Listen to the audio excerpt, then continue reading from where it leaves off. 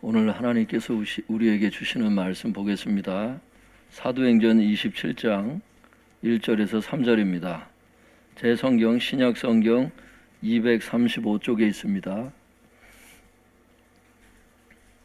사도행전 27장 1절에서 3절 말씀입니다.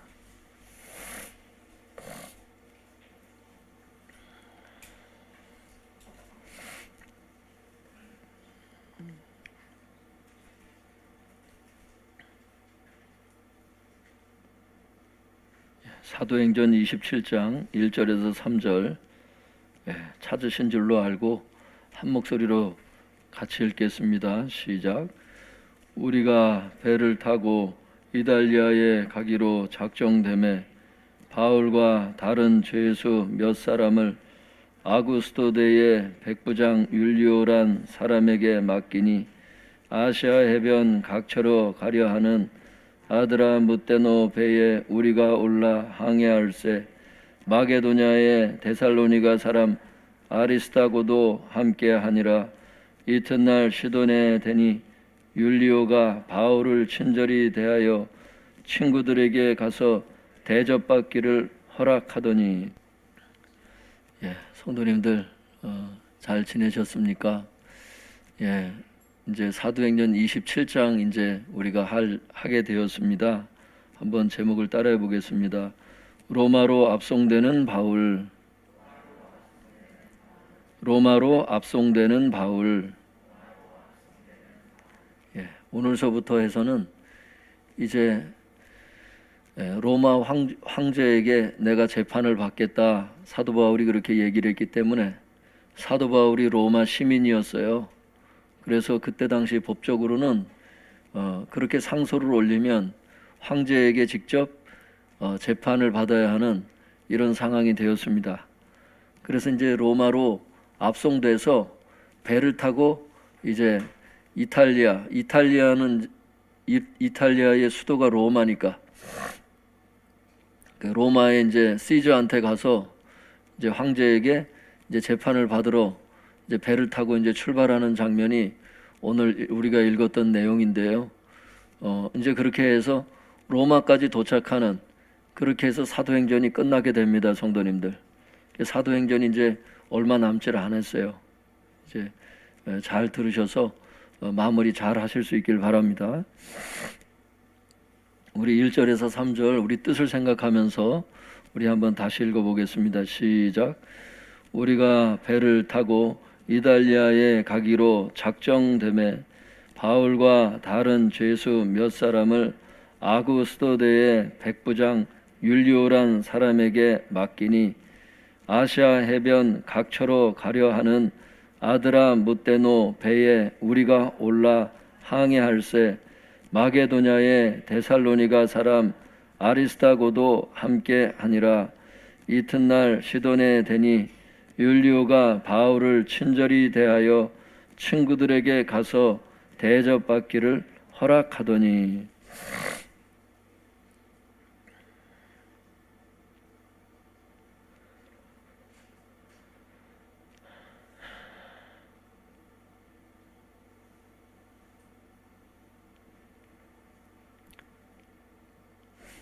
성도님들 1절에 보니까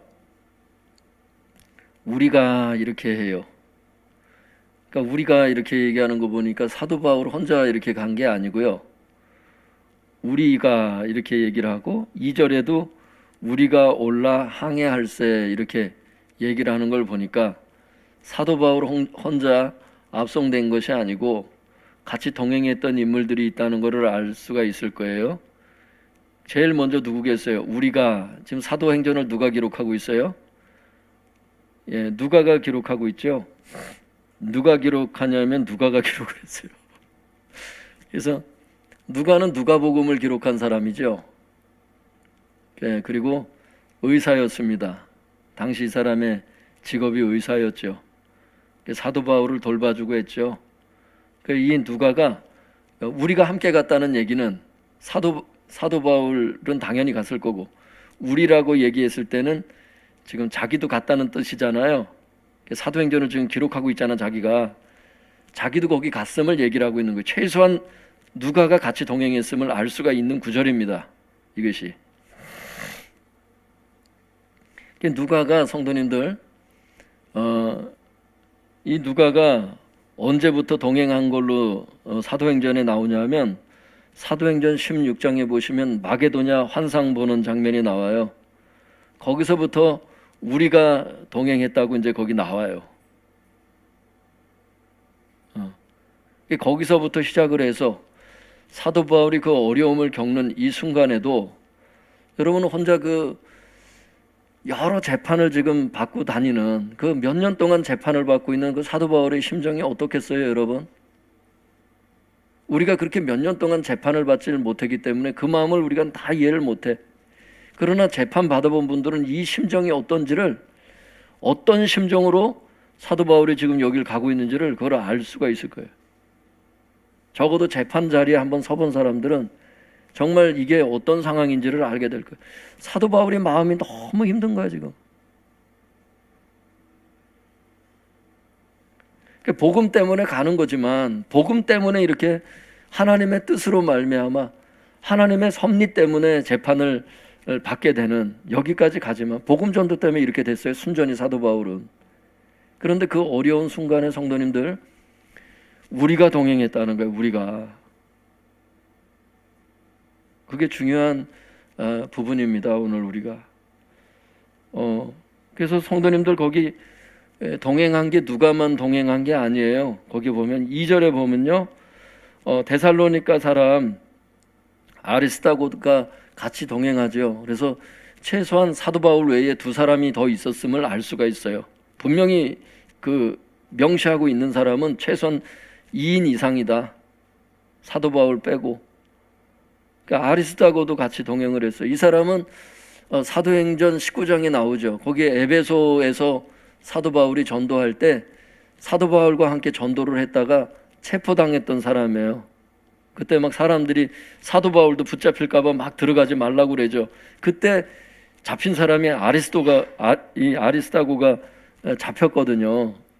그 사람 외에 또 한 사람이 잡혀서 이 두 사람이 그냥 대표로 잡혀갔거든. 그때 한 사람이 아리스다고예요. 근데 그 사람도 사도 바울이 그렇게 힘든 순간에 같이 동행을 해줬다. 이게 이 여정이요, 이 가이사랴에서 지금 그 새로운 총독이 지금 보내는 거잖아요.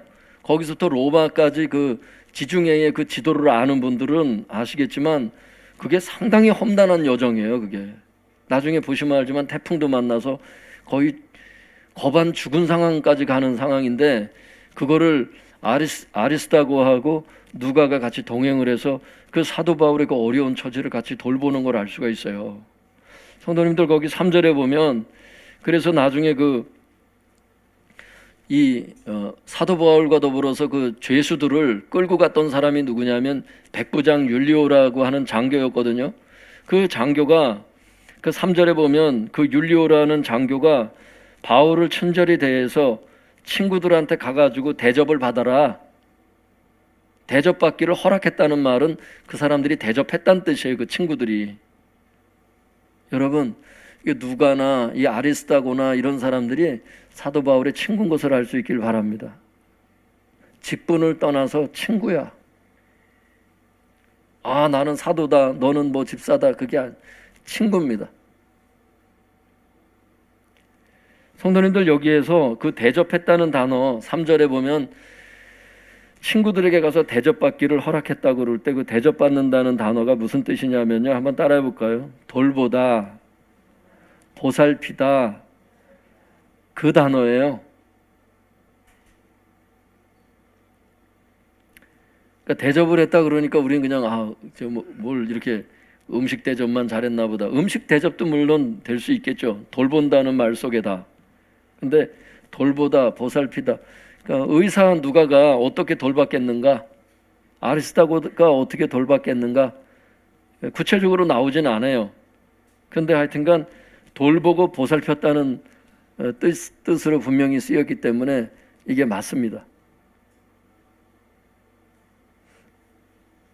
성도님들, 사도 바울에게 이것이 얼마나 큰 위로가 됐을까? 얼마나 큰 도움이 됐을까. 굉장히 외로운 그 싸움을 지금 혼자 하고 있는데 하나님께서 이렇게 붙여주신 영혼들을 통해서 혼자 있다는 게 아니라는 것을, 하나님의 그 사랑을 성도들을 통해서 이렇게 배운 거 아니겠어요? 여러분, 하나님은 하늘에서 내가 너를 사랑한다 이렇게 큰 음성으로 이렇게 말씀하시는 게 아니고, 그럴 때도 있겠지만 그렇게 보통 하시는 게 아니고 당신의 사람들을 통해서, 하나님의 교회는 주님의 몸이잖아요. 주님은 교회의 머리 되시고 주님의 몸의 역할을 하는, 주님의 수족의 역할을 하는 사람들이 있어요. 그게 이제 성도들이거든요. 그 성도들이 교회니까 그걸 통해, 그 성도님들을 통해서 내가 너를 사랑하고 있고 내가 너를 잊지 않고 있다는 것을, 그 사랑을 보여주시죠. 성도님들 뒤집어서 생각을 해보면 사도 바울과 같은 신약 성경의 반 이상을 기록했던 사람이 이런 돌봄이 필요했다면 나머지 성도들이야 얼마나 돌봄이 필요하겠는가, 이런 걸 좀 생각해 보면 교회에 이렇게 어려움을 당한 믿음의 형제 자매들을 우리가 어떻게 대우해야 될 것인가, 그런 것들을 깊이 생각해 볼 수가 있습니다. 우리 성도님들이 참 많이 훌륭하세요. 보면 성도님들이 어렵고 그러면 중보기도를 벌써 하시고 또 이렇게 찾아가서 위로하는 분도 계시고 그래요. 목회자들도 이렇게 수시로 연락하고 하는 것들을 내가 코로나 시대이기 때문에 그래서 일일이 다 방문할 수는 없죠. 그게 뭐 계속 지금 연락이 오고 자꾸 하니까. 그런데 하여튼간 우리가 형편껏 하여튼간 서로 도와야 되겠어요. 성도님들 갈라디아서 말씀에 보면은 이런 말씀이 있어요. 그러므로 우리는 기회에 있는 대로 모든 이에게 착한 일을 하되 더욱 믿음의 가정들에게 할지니라, 이런 말씀이 있어요. 그러니까 기회가 있는 대로 우리가 착한 일을 해야 되지만 믿음의 가정들에게는 더욱 해야 된다. 그러니까 불신자들에게도 우리가 잘해야 되고 친척들한테도 잘해야죠. 그런데 믿음의 형제 자매들은 어디까지 가는 거야? 영원히 같은 가족들이 됐잖아. 그래서 어떤 의미에서는 진짜 가족이에요. 그래서 그런 분들이 어려움을 당할 때 이렇게 돌아보고 동행해주고 이렇게 오늘처럼 이렇게 돌봐주라는 거예요. 믿습니까? 이렇게 서로 앙심을 품고 미워하고 그렇게 하면 안 되는 거예요. 그러면 하나님이 싫어하세요, 그거. 요한 1서에 보면 형제를 미워하는 자마다 살인하는 자니, 이렇게 말씀하세요. 그러니까 육신적인 진짜 살인도 있겠지만 마음의 살인도 있대요. 여러분, 행동의 간음이 얼마나 큰 죄예요. 근데 마음의 간음죄가 있잖아요.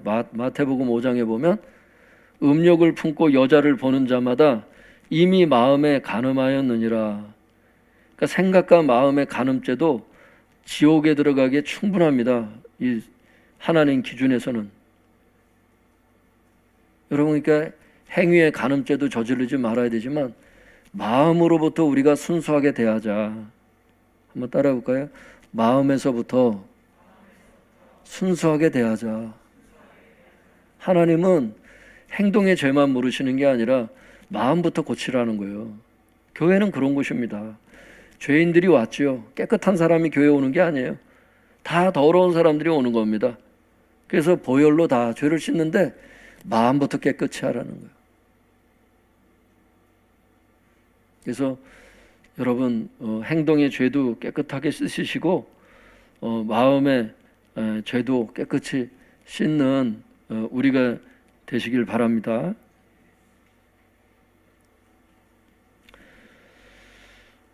그래서 1절 말씀에 보면은 성도님들, 우리가 이제 배를 타고 이탈리아로 이제 그 가는 것이 이제 결정이 되었기 때문에 바울과 다른 죄수들을 인솔을 했던 사람이 백부장 율리오를 통해서 이제 인솔을 하게 해서 아드람 무떼노 이제 그 배를 타고 이제 이렇게 출발을 했다는 게 2절에 나오죠. 그 다음에 이제 어디에 들리고 이제 쭉 나와요. 가다가 이제 또 배도 갈아타요.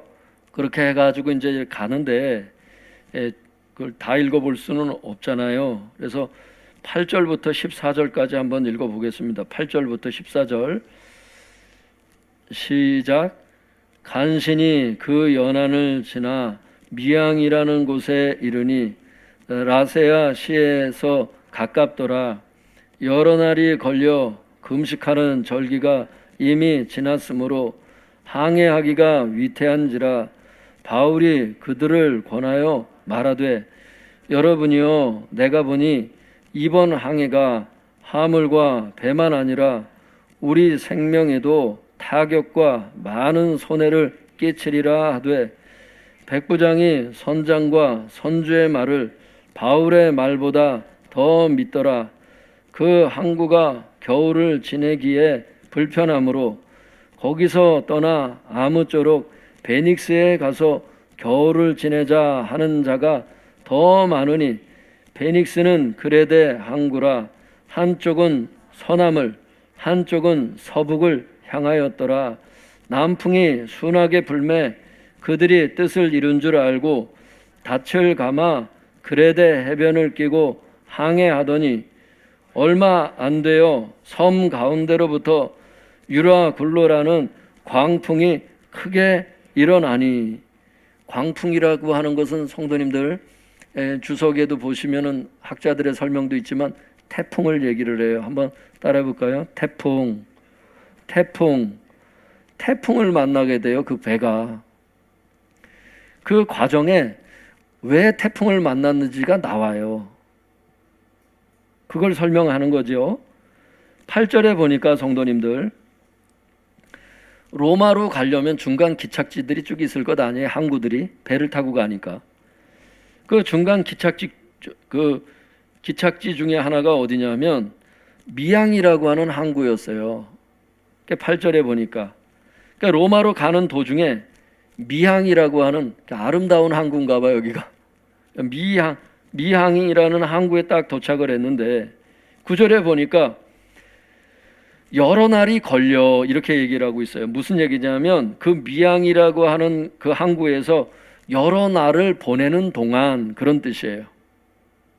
그러니까 여러 날을 미항이라는 항구에서 보냈나 봐. 그런데 금식하는 절기가 이미 지났으므로 항해가 위험했다 그랬어요. 여러분 이건 지중해 그 기후가 지금도 그래요. 그래서 금식하는 절기가 지나면 항해를 원래 못해. 그게 뱃사람들의 상식이었어. 사도 바울은 천막을 깁는 사람이었기 때문에 이걸 잘 알죠. 배에 천막을 깁는 사람이고 하잖아. 그러니까 사도 바울도 이 상식이 있었던 거야. 그러니까 9절에 그게 나오잖아요.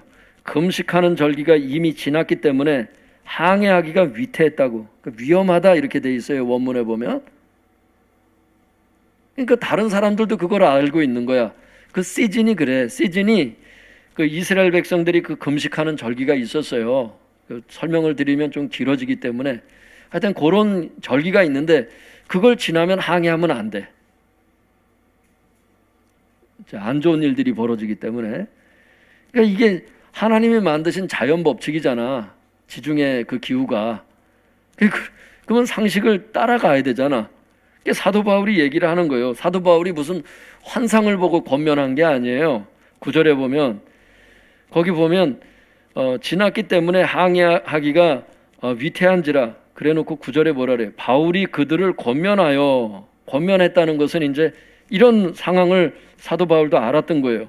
그래서 10절에 뭐라 그래요? 사도 바울이 뭐라고 권면하냐면 여러분이요 내가 보니 이번 항해가 화물과 배뿐만이 아니라 우리 생명에도 타격과 많은 손해를 끼칠 수가 있다. 이 말은 뭐예요? 항해를 하라는 말이에요. 항해하지 말고 있으라는 거예요. 항해를 하면 안 된다는 얘기야. 왜? 사도 바울도 그런 상식이 있었기 때문에 하지 말라는 거예요. 그랬는데 11절에 보면 백부장이 어떻게 결정을 내려요. 11절 같이 읽어볼까요? 시작. 백부장이 선장과 선주의 말을 바울의 말보다 더 믿더라. 선장과 선주의 말을 따르는 거야. 바울의 말을 믿지를 않고. 그러니까 하나님의 사람이 진짜 필요해서 권면할 때는 좀 들어줘야 되거든요. 항상 얘기하는 것도 아니에요. 바울과 같은 사람들은 너무 말을 많이 해도 성도들에게 그게 안 좋다는 걸 알기 때문에 웬만하면 말을 안 하는데, 정말 결정적으로 이건 안 되겠다 싶어서 얘기하는 것들이 있거든요. 주의 종들이. 그건 진짜 들어야 돼. 왜냐하면요, 성도님들, 말을 안 들어서 죽은 사람들이 한둘이 아니기 때문에 그래. 이건 겁주는 게 아니에요, 성도님들. 정말 성도님들을 정말 위해서 사도 바울이 그때 당시도 정말 그 사람들 사랑해서 얘기했을 거야, 아마 그거. 근데 안 들어, 백부장이. 근데 나중엔 들어요. 나중에는 들어. 지금은 안 들어. 그런데 한번 실패를 해보고, 이 사람 말이 이게 신빙성이 있다. 이제 이걸 알게 돼, 나중에. 그래서 나중에 백부장이 사도 바울의 말을 듣고 사도 바울을 살리려고 막 노력해, 이 사람도. 나중에 뱃사람들이 막 다 죽여버리자고 막 그러거든. 백부장이 사도 바울을 살리려고, 죄수들 죽이지 말라 그러죠.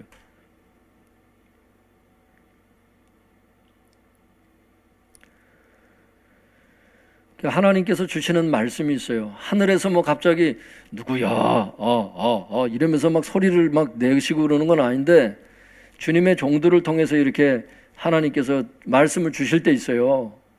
그걸 우습게 여기면 안 돼. 우리 성도님들은 뭐 다 설교 잘 들으시고 권면도 잘 들으시고 이제 이렇게 하는데, 어떤 분들은 이걸 안 들어요. 내가 사회적으로 뭐 어떤 사람인데 내가 대학을 어디 나왔다고 그러고 내가 돈이 얼만데 내가 네 말을 듣냐 그러고 막 이래요. 안 들어요. 그러다 이제 인생에 이제 광풍을 만나거나 그러면 이제 크게 후회하는 경우가 있거든요. 조심하라는 거예요. 한번 따라해 볼까요? 겸손. 정말 겸손해야 살아요.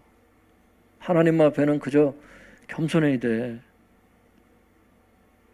조금만 이렇게 진짜 살만하고 조금만 돈 모이고 그러면 막 교만이 눈에 보여요. 보면은 진짜 조심해야 돼.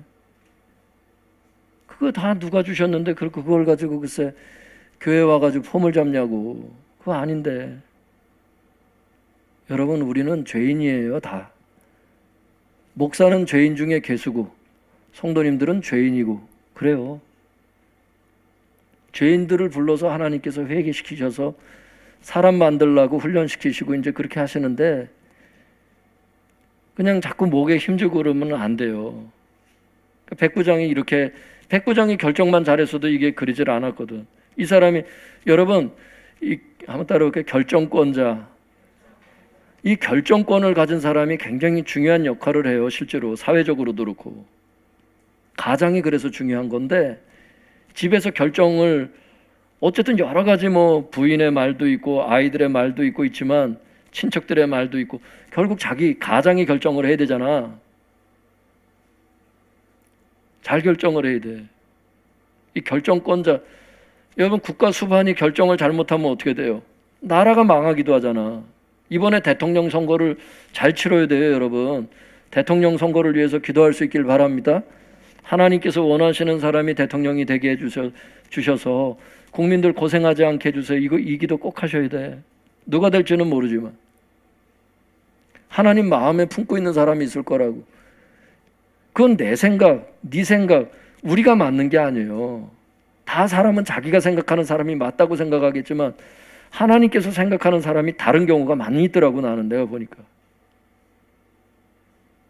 그러니까 정말 백지 상태에서 놓고 기도해야 돼. 하나님, 사람을 진짜 모르겠습니다. 이미지 정치를 하고 자기가 좋은 말만 하고 자기에게 이득되는 것만 보통 얘기를 하기 때문에 정치인들은 누가 진짜 참된 사람인지를 몰라요, 우리는. 그러니까 하나님은 사람의 폐부를 살피시고 심장과 폐부를 살피신다고 성경에 나오잖아요. 사람의 중심을 보신다고 하나님은. 그 하나님이 사람을 보실 수 있사오니 하나님께서 원하시는 사람이 대통령이 될 수 있도록 유권자의 그 표심을 주님 움직여 주시옵소서. 그렇게 기도하면 족한 겁니다. 믿습니까?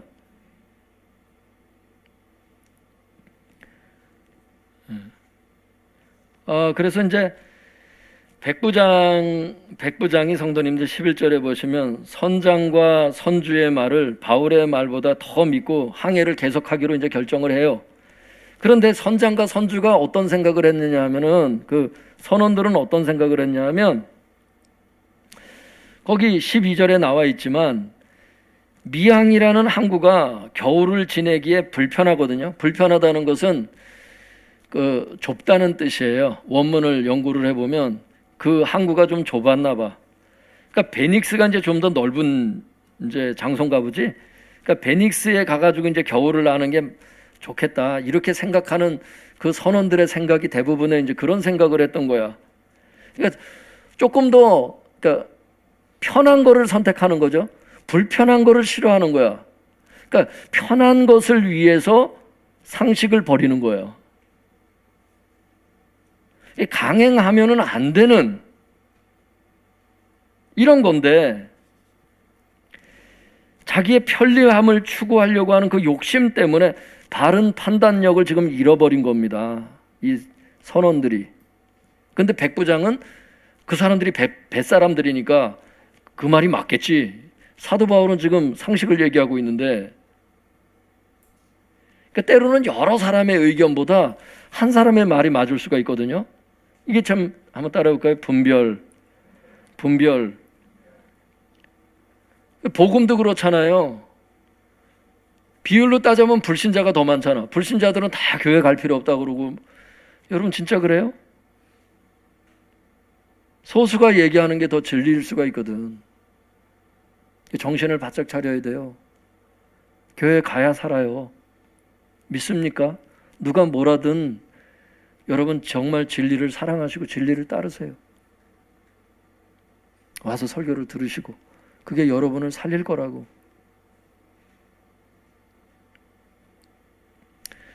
근데 성도님들 그렇게 판단하고 가는데 13절에 보시면요, 남풍이 순하게 불어요. 그러니까 자기들 뜻이 맞는 줄 알고서 닻을 감아서 이제 막 이제 항해를 합니다. 그러니까 이게 또 바람까지 도와주는 것 같아. 잘못된 결정을 했는데도 그럴 수가 있어요. 웬걸 14절에 보니까 얼마 안 돼요. 유로글로라고 하는 태풍을 만나요. 그래서 여러분 재산도 잃고 다 잃습니다. 나중에 이제 보시면 배도 다 깨지고 막 다 박살이 나요. 근데 그 위기 가운데서 하나님께서 생명은 건들지 못하게 하시지. 왜? 전도해야 되니까. 여러분 정말 위기 상황에서 하나님께서 돌보고 계시는 것을 믿습니까? 다 죽을 것 같은데도 하나님께서 손을 안 놓으셔. 나중에 보면 이제 다음 시간에 이제 나올 거예요. 하나님이 손을 안 놓으셔. 그러니까 태풍이 사람들의 생명을 건드릴 수가 없어. 단 한 명의 생명도. 여러분 태풍을, 바다 한복판에서 태풍을 만났을 때 기분이 어떨 것 같아요? 배가 어느 정도 될 것 같아요? 인천 상륙작전 거기 영화 보시면 아시지만은 태풍이 불 때 어때요? 배가 이 상상을 뛰어넘어. 그냥 여기에서 무태서 느끼는 태풍과 배를 실제 타고 가는데 만난 태풍은 여러분 급이 다릅니다. 이건 누가 봐도 다 아주 몰살을 해야 되는 상황이야. 근데 하나님께서 손을 안 놓으시니까 태풍이 사람의 생명을 건들 수가 없어. 그게 하나님이야. 따라해볼까요? 그게 하나님이다. 여러분 그게 하나님이셔요. 내가 죽을 것 같고, 경제적으로 우리 가정이 죽을 것 같고, 병들어 죽을 것 같고, 안 될 것 같고, 이 위기 상황을 어떻게 넘겨야 될 줄 모르는, 다 우리 가정을 망한 것 같고 우리 자녀는 망한 것 같을 때 그게 망한 게 아니야. 언제 망했냐? 하나님이 손을 놓으시면 망해요. 그런데 하나님이 손을 안 놓으시거든. 그래서 안 망해요. 믿으십니까? 그러니까 여러분들 자꾸 상황을 보고 하나님의 손길은 보지 않은 채 상황 보고 자꾸 낙담하는 마음 품지도 마시고 자꾸 부정적인 말 자꾸 하지 말아요. 그런 말을 하는 거 아니에요. 하나님이 포기했을 때 그때 포기해도 늦지 않아요. 그런데 하나님은 뜻이 있는 곳에 당신의 손을 거두지 않는다는 게 복음이죠. 믿습니까? 예, 그래서 결국 그 유라굴로 태풍 만난 이유가 두 가지예요. 백부장의 선택이 잘못됐고, 또 선원들은 불편함을 해소하려고 자연법칙 무시하다가, 그러니까 위험한 항해를 강행하다가 그냥 만난 거예요. 사랑하는 성도 여러분, 자연법칙은 사실상 하나님의 법입니다. 왜냐하면 자연법칙은 하나님께서 만드신 법이기 때문입니다. 여러분, 그래서 어떤 학생들 막 그런 질문하고 그래요. 예전에 제 고등부 맡거나 그 전에도 보면은, 왜 교회 하나님이 지켜주시는데 교회 십자가 첨탑 꼭대기에 왜 피레침을 세우십니까? 하나님이 지키시는데. 이거예요. 자연법칙을 누가 만드셨는데 교회 첨탑에다가 피레침을 세우는 게 그게 복음이에요. 하나님의 법칙에 순응하세요. 믿습니까? 믿음으로 산다 그러면서 자연법칙 우습게 여기지 말고.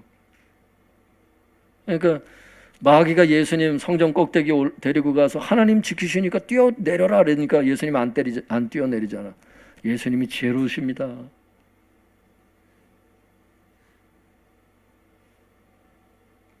하나님이 지키신다는 말씀이 성경에 있지요. 근데 자연법칙하고 그게 무관한 게 아니에요.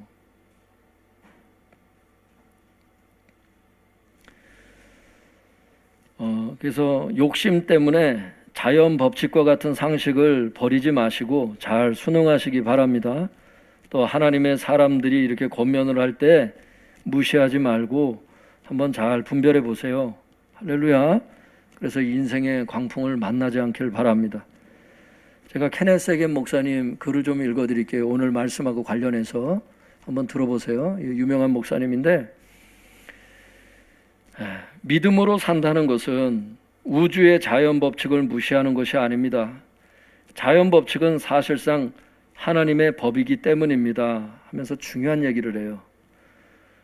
하나님께서 고치실 수 있고 고치시기 때문에 우리가 바른 식생활을 하고 적당히 일하고 알맞게 쉬며 동시에 적당한 운동을 하는 등의 우리 몸을 돌보는 상식을 사용하지 않아서는 안 되는 것입니다. 병에 걸린 사람이 의학적인 치료를 중단하고 모든 이성과 상식을 저버리는 일을 해서도 안 됩니다. 여러분, 하나님의 말씀을 삶의 기준으로 삼을 수 있길 바랍니다. 그러나 말씀 안에서 천지를 창조하신 하나님이 누구라는 것을 말씀 안에서 우리가 배웠잖아요. 자연법칙을 그분이 정해신 건데, 성경 창세기 1장에 보면 자연법칙을 하나님이 정하신 게 나와요. 거기 쭉 절기도 하나님이 정하시고 다 정했어요. 거기 보면 정한 게 나와요. 그러니까 말씀 안에서 자연법칙과 같은 지혜와 상식도 무시하지 않길 바랍니다. 그러니까 무슨 얘기예요? 지금 케네스 에겐 목사님 얘기가 믿음으로 산다는 것은 자연법칙을 무시하는 이게 아니다. 왜? 자연법칙이 하나님의 법이기 때문에. 그러니까 하나님께서 고치실 수 있고 치유 사역을 하시기 때문에 나는 음식 아무렇게나 먹어도 된다. 나는 나쁜 식습관을 가져도 된다. 나는 뭐 과로해도 된다. 나는 쉬지 않아도 돼. 운동 안 해도 돼. 의사가 치료하는 거 그거 우스워. 하나님이 교회 가면 다 치료하시는데 이렇게 이게 아니라는 거예요. 비록 하나님이 치유 사역을 하시지만 자연법칙에 순응해서 우리가 바른 식생활, 바른 먹거리, 할렐루야. 그리고 적당히 일을 해야 돼. 그리고 알맞게 쉬어야 된다는 거야. 적당한 운동도 해야 되는 거야. 운동을 전혀 안 하면서, 여러분, 저는 지난번에도 이제 어떤 권사님이 어디가 아프시다 그래서 내가 하나님께 기도하면서 내가 그분을 위해서 기도할 때를 했어요. 하나님, 운동을 할 수 있게 해주세요. 이 기도를 지금도 해, 내가. 그 권사님, 하나님 건강의 축복을 주세요. 그걸 놓고 내가 기도를 해요. 하는데 주님, 운동도 하게 해주세요.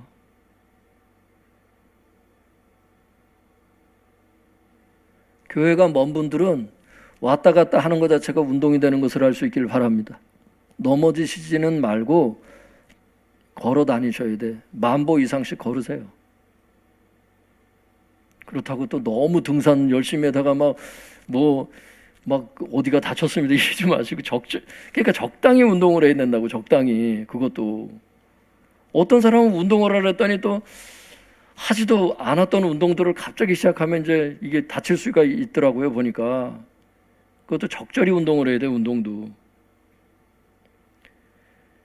목사님, 저는 운동을 하면 자꾸 아리배기 가지고 힘든데요. 여러분, 그게 안 쓰던 근육을 쓸 때 그게 그 알도 배기는 거예요. 그게 알이 배기지 않도록 이제 또 후속 조치해주고 하는 부분도 있겠지만 기본적으로 그렇다고. 그 단계를 넘어야 근육이 생성이 되는 겁니다, 여러분. 처음부터 누가 철봉 잘해. 철봉할 때도 여러분 그게 다 단계가 있잖아요. 그 근력을 키워줘야 그 다음 단계가 되는 거예요, 그게. 여태 운동을 안 했다는 뜻이야. 조금만 해도 전 힘듭니다. 그렇게 운동이 지금 근력이 안 된다는 뜻이야, 그게. 운동도 안 해보고서 덮어놓고 안 된다고. 꾸준히 한 3개월만 해보세요, 여러분. 3개월만. 벌써 이렇게 가서 이 샤워할 때 자기 몸을 보는 게 참 놀라울 거야. 자기도 모르는 사이에 그냥 근육이 탁 붙어 있어.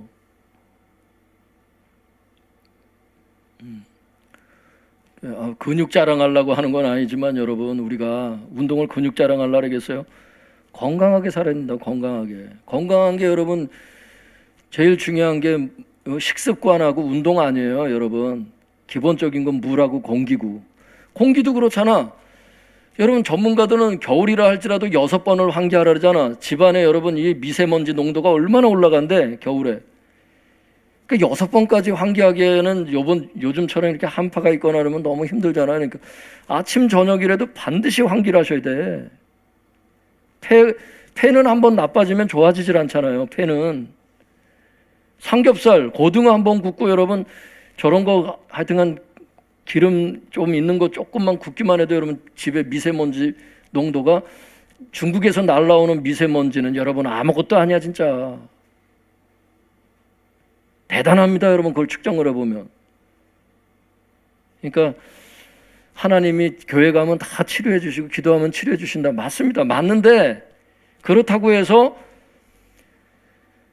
식생활을 함부로 하고 그냥 과로하고 쉬지도 않고 일하고 운동도 하지 말고 의학적인 치료도 받지 말고, 그 뜻이 아니라는 거예요. 그게 자연 법칙과 같은 상식은 버리지 마시고 잘 순응하시길 바랍니다. 여러분, 한번 따라할까요? 바른 식생활, 적당히 일하고 알맞게 쉬며 적당한 운동을 하자. 의학적인 치료도 받자. 여러분, 의사들도 다 경험의학, 다 하나님이 만들어 놓으신 것을 찾아 놓는 거야. 그게 의사가 특별한 게 아니라고. 못 찾으면 불치병이 되는 거야. 그게 하나님이 만드신 법칙을 찾아내면 의학적으로 고칠 수 있는 거고. 그러니까 하나님의 법칙 중에 하나가 의학적인 건데, 그게 왜 믿음의 기도와 병원을 가는 게 왜 상충하냐고. 그게. 그러니까 저는 어떤 이렇게 권사님들이나 이렇게 얘기하거나 그러면 그래요. 병원에 가서서 같이 치료도 받으시고 기도도 하시고 하시라고요. 그게 다른 게 아니니까. 하나님의 법칙 안에 의학도 있고 기도도 있고 다 있는데 왜, 한번 따라해 볼까요? 균형. 이거 자꾸 너무 한쪽으로 자꾸 치우치려래 자꾸. 저도 예전에 이런 교육을 받은 적이 없어서 믿음으로 기도하면 병원 안 가야 되는 줄 알았잖아요. 그러니까 제가 한 번은 허리가 너무 아픈 거예요.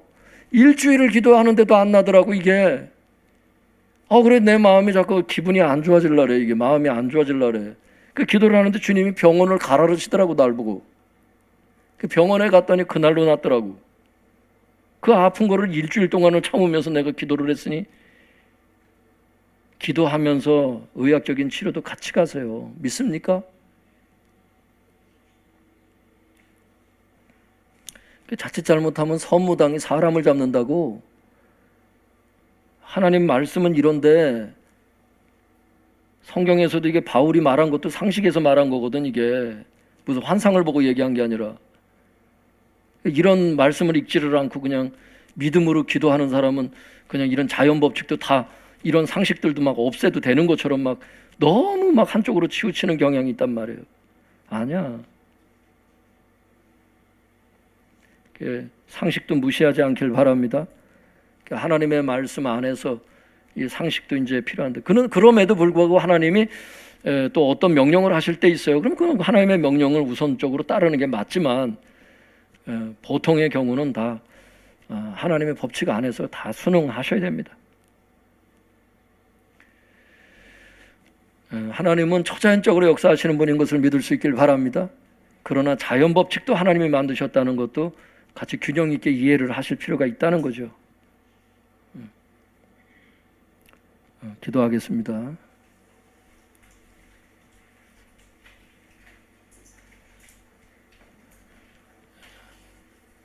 오늘 주신 말씀 붙잡고 우리 다 같이 통성해서 기도하겠습니다.